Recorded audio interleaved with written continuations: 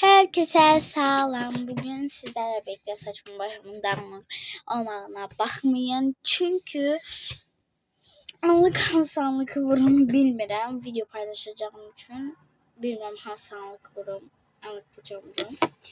Bakın buyla bu bitenin arasında kalmışam.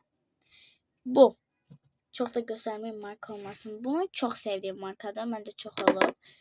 Bundan da eynən belə göstərim, düşməsin.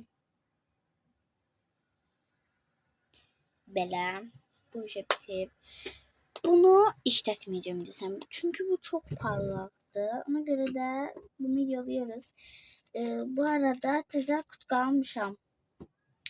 Brand House'a getmişdim tabii ki də. Bakıda Brand House var. Bunu vuracağım. Kameranı açdım. Bilirsiniz nə oldu? Qərarım kəsinləşdi. Mən belə eləyirəm. Kim belə eləyir?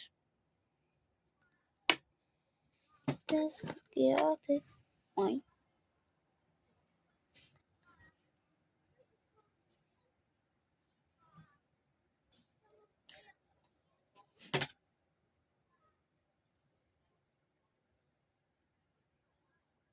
Ay.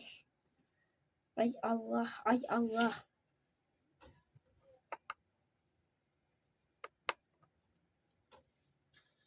Belə. Bunu keçirirəm.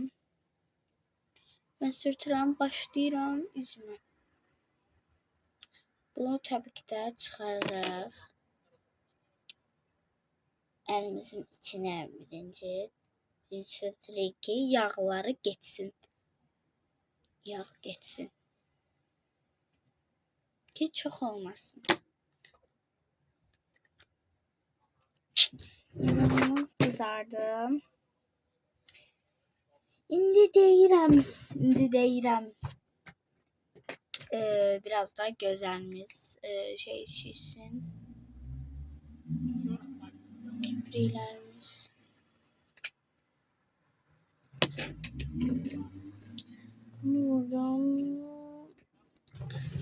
Deyirəm ki dudağımız da biraz rənglənsin ki videonu çəkebilək. Bəli. Ay, bunu düzəldim. Bunu taxaq belə. Deyirəm ki bunu işlədim. Bu neçə numarasıdır? Numarası yazılmayıb. Numarası 17. Numara 17. Görməyəcək tabii ki də.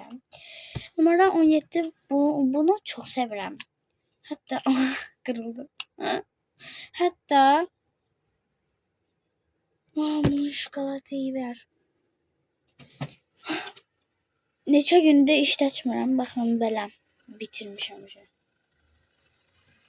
Şey geldi. Tamam geldi. Ses. Az yok az bu motorda. Motordu. Neyse. Şu belə eləyib sürtürəm. Yani çok severim de bunu. Kim bunu görsə deyirəm ki çok qəşəngdir. Bu arada markasını bilmirəm, anam almışdı. Və başladım. Anam işe gitti. Bir də bunu mən düzəltmişəm. Baxın, maçalka və arxasında taxmaq üçün bu nevdimkalar və burasında da havalı görünməsi üçün baş harfim və kəpənəyi qoymuşam. Deməli bunun videosu bugün sizlərlə birlikdə bu videodan sonra, yəni bu videonu paylaşıb bunlardan düzəltmə videosu gələcək. Tez baxın bu videoya, tez baxıb o videoya baxın. Okay? Eyni anda paylaşmaq istəyirəm, amma təbii ki də elə şey olmayacaq. Yani.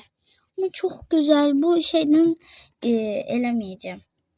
Sadece bundan eləyəcəm və hər gün istədiyimi taxacağım. Bakın bunlardan. Neyse kanalıma abone olup like atmayı unutmayın. Sizi çok seviyorum. Bye bye.